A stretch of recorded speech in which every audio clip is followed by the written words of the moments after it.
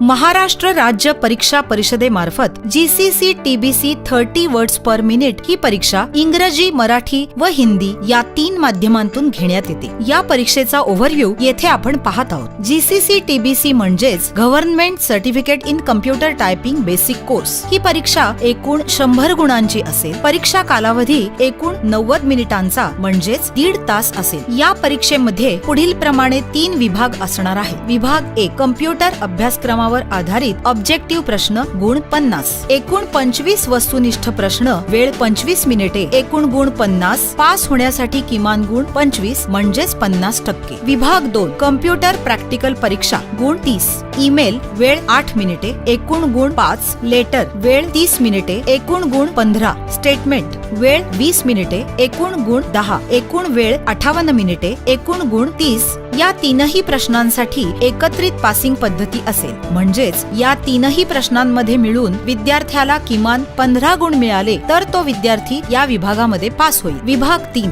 गती उतारा, speed passage, वेळ 7 मिनिटे, एकूण गुण 20। या प्रश्नामध्ये पास होण्यासाठी 50% म्हणजेच 10 गुण मिळवल्यास तो विद्यार्थी या प्रश्नामध्ये पास होईल। विभाग 1 नंतर विभाग 2 आणि शेवटी विभाग 3 या क्रमानेच विभाग स्क्रीनवर येतील, याची विद्यार्थ्यांनी नोंद घ्यावी। आता आपण प्रत्यक्ष परीक्षा व त्याबाबतची व्हिडिओ क्लिप पाहूया। सर्वप्रथम विद्यार्थ्याला लॉग इन विंडो दिसेल। येथे विद्यार्थ्याने त्याला मिळालेला सीट नंबर टाईप करायचा आहे आणि पासवर्ड टाईप करून लॉग इन बटनावर क्लिक करावे। यानंतर विद्यार्थ्याला त्याचे ऍडमिशन कार्ड दिसेल, त्यावरील सर्व माहिती विद्यार्थ्याने तपासून पाहावी। याखाली एक्झाम कंट्रोलर त्याचे लॉग इन आणि पासवर्ड टाईप करेल। जर विद्यार्थ्याला परीक्षा हॉलमध्ये पोहोचण्यास 10 मिनिटांपर्यंत उशीर झाला तर त्याला परीक्षेस बसता येईल, मात्र असा झालेला उशीर हा लेट टाइम म्हणून नोंदविला जाईल व ही मिनिटे त्याच्या ऑब्जेक्टिव्ह प्रश्नांच्या वेळेमधून वजा केली जातील। 10 मिनिटांहून अधिक उशीर झाल्यास परीक्षेस प्रविष्ट होता येणार नाही, त्यामुळे विद्यार्थ्याने परीक्षा कक्षात वेळेवर हजर राहण्याची दक्षता घ्यावी। एक्झाम कंट्रोलरने लॉग इन केल्यानंतर येणाऱ्या स्क्रीनवरील सूचना विद्यार्थ्याने वाचून घ्याव्यात व स्टार्ट एक्झामला क्लिक करावे। आता आपली परीक्षा सुरू झाली आहे। एक महत्त्वाची सूचना, प्रत्येक प्रश्नासाठी एक निश्चित कालावधी आहे। कम्प्युटर स्क्रीनवर वरील बाजूला साधारण मध्यभागी टायमर दिसेल। वेळेआधी प्रश्न पूर्ण झाल्यास सबमिट करण्याचे स्वातंत्र्य विद्यार्थ्याला दिलेले आहे, परंतु जर त्या प्रश्नाची निश्चित केलेली वेळ संपली तर प्रश्न ऑटोमॅटिक सबमिट होईल। आता ऑब्जेक्टिव्ह क्वेश्चन्स हा 50 गुणांचा पहिला विभाग सुरू होईल। यामध्ये एकूण प्रश्न संख्या 25 असेल व वेळ 25 मिनिटे असेल। हे प्रश्न इंग्रजी, मराठी व हिंदी या 3ही भाषांमध्ये उपलब्ध आहेत। प्रश्नाखाली दिलेल्या ऑप्शन्स पैकी करेक्ट ऑप्शनला क्लिक करून उत्तर नोंदवायचे आहे। त्यानंतर नेक्स्ट बटन क्लिक करून पुढील प्रश्नाकडे जाता येईल। परंतु विद्यार्थ्यास एखादा प्रश्न कठीण वाटत असल्यास तो न सोडवता नेक्स्ट बटन दाबून पुढील प्रश्न सोडवता येईल। असे कठीण वाटणारे प्रश्न वेळेच्या मर्यादेत विद्यार्थ्यास पुन्हा सोडवता येतील। सोडविलेल्या प्रश्नांचा अंक हिरव्या रंगामध्ये आणि न सोडवलेल्या प्रश्नांचे अंक लाल रंगामध्ये दिसतील। जर विद्यार्थ्याने वेळेआधी प्रश्न सबमिट केला तर are you sure you want to submit the objective section असा कन्फर्मेशन साठी पॉपअप ओपन होईल। जर विद्यार्थ्याने चुकून सबमिट बटन दाबले असेल किंवा वेळ शिल्लक असल्यामुळे विद्यार्थ्याला जर प्रश्न पुन्हा तपासून पाहायचे असतील तर विद्यार्थ्याने येथे नो या बटनावर क्लिक करावे। येस बटनावर क्लिक केल्यावर प्रश्न सबमिट होईल।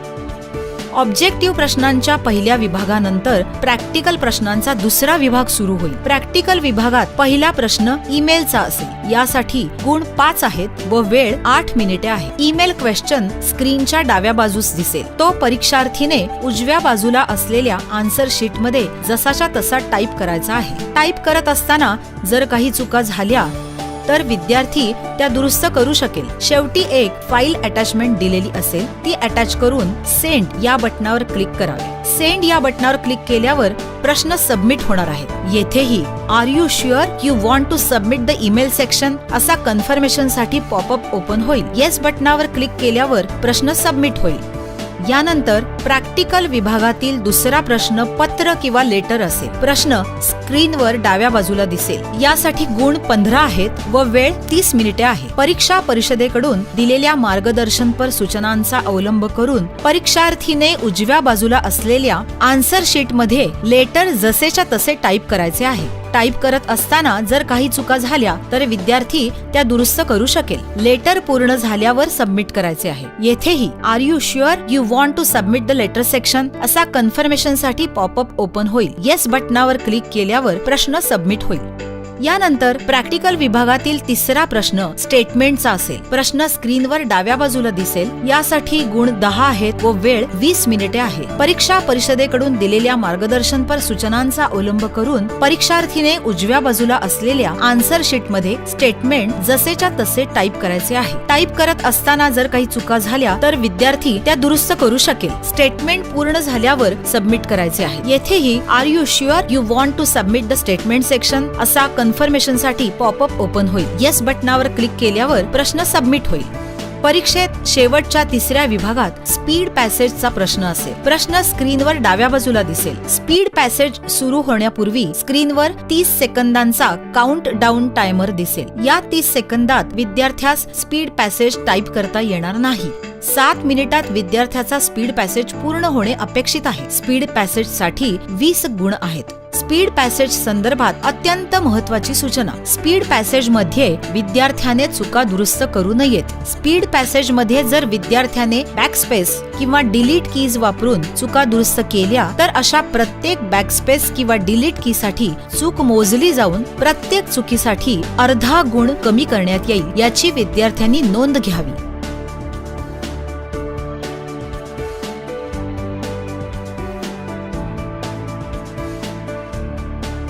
GCC TBC 30 words per minute या परीक्षेसाठीच्या लेटरचे फॉर्मॅटिंग कसे करावे याचे प्रात्यक्षिक येथे देत आहोत। प्रश्नामध्ये असलेले फॉर्मॅटिंग पाहण्यासाठी विद्यार्थ्याला क्विक मेनू उपलब्ध आहे। म्हणजेच एखाद्या शब्दाचे फॉर्मॅटिंग पाहायचे असल्यास तो शब्द सिलेक्ट करून लगेच तेथे येणारा क्विक मेन्यू बघून फॉर्मॅटिंग बघता येईल। संपूर्ण पत्र प्रथमतः लेफ्ट साइडला टाईप करून घ्यावे। टाईप करत असतानाच आवश्यक त्या ठिकाणी एंटर व टॅब द्यावेत आणि नंतर फॉर्मॅटिंग सुरू करावे। कंपनीचे नाव बोल्ड व अंडरलाईन करावे। आता कंपनीचे नाव व पत्ता माऊसने किंवा कीबोर्डच्या साहाय्याने एकाच वेळी सिलेक्ट करून सेंटर अलाइनमेंट अप्लाय करावी। जावक क्रमांकानंतर एकही स्पेस न सोडता किमान 3 वेळा टॅब की दाबून दिनांक पुढे न्यावा। या प्रात्यक्षिकामध्ये 4 वेळा टॅब कीचा वापर केला आहे। 2 नंतर पत्ता टाईप झालेला आहे। विषय व संदर्भ माऊस किंवा कीबोर्डच्या साहाय्याने सिलेक्ट करून फॉन्ट बोल्ड करावा। टॅब की 2दा प्रेस करून विषय पुढे घ्यावा। तसेच संदर्भ टॅब की 2दा प्रेस करून पुढे घ्यावा। महोदय किंवा डिअर सर हे मार्जिनला लागूनच असावे। मजकुरामध्ये प्रत्येक पॅराग्राफच्या सुरुवातीला एकदा टॅब की प्रेस करावी व पॅराग्राफ संपल्यावर एकच एंटर असावा। 2 पॅराग्राफ मध्ये ब्लँक लाईन नको। माऊस किंवा कीबोर्डच्या साहाय्याने पॅरा सुरू होतो तिथपासून थँकिंग यू किंवा कळावे धन्यवाद पर्यंत सिलेक्शन घेऊन पॅराग्राफला जस्टिफाईड अलाइनमेंट करावी। थँकिंग यू किंवा कळावे धन्यवाद व युअर्स फेथफुली किंवा आपला विश्वासू यामध्ये एक्स्ट्रा एंटर नको। युअर्स फेथफुली किंवा आपला विश्वासू नंतर हुद्द्यापूर्वी 2 ब्लँक लाईन स्पेस असावे। आपला विश्वासू किंवा युअर्स फेथफुली पासून हुद्दापर्यंत माऊस किंवा कीबोर्डच्या साहाय्याने सिलेक्शन करावे व रुलरचा वापर करून इंडेंटच्या चौकोनावर क्लिक करावे व संपूर्ण लेफ्ट इंडेंट 3.5 लाच ड्रॅग करावे। या सिलेक्शनला सेंटर अलाइनमेंट अप्लाय करावे।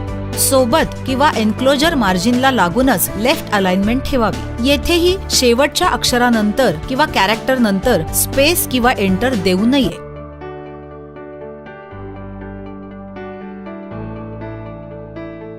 अशा प्रकारे आपले पत्र आता संपूर्ण झाले आहे। GCC TBC 30 words per minute या परीक्षेसाठीच्या स्टेटमेंटचे फॉर्मॅटिंग कसे करावे याचे प्रात्यक्षिक येथे देत आहोत। क्वेश्चन पेपरच्या एक्सेल शीट मध्ये असेल त्याचप्रमाणे आन्सर शीट मधील एक्सेल शीट वरील सेल मध्ये स्टेटमेंट टाईप करणे आवश्यक आहे।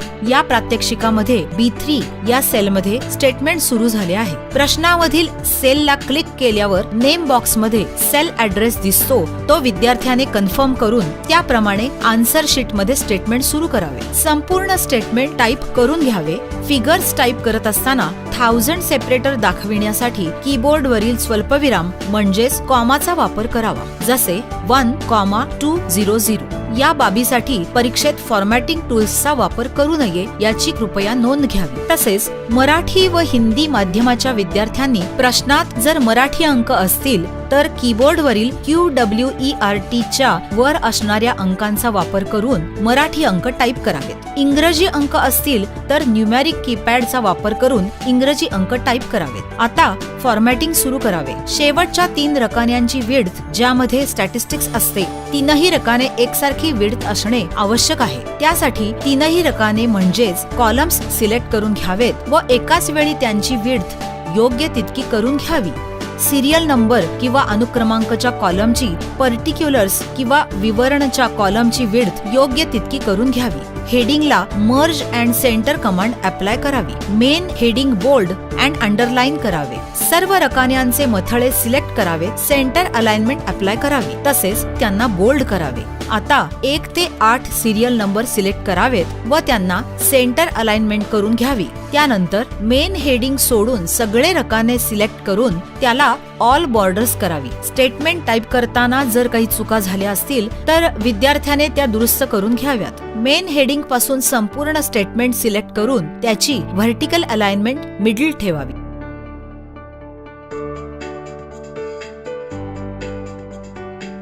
अशा प्रकारे आपला तक्ता किंवा स्टेटमेंट आता संपूर्ण झालेले आहे. महाराष्ट्र राज्य परीक्षा परिषदेकडून सर्व परीक्षार्थींना हार्दिक शुभेच्छा.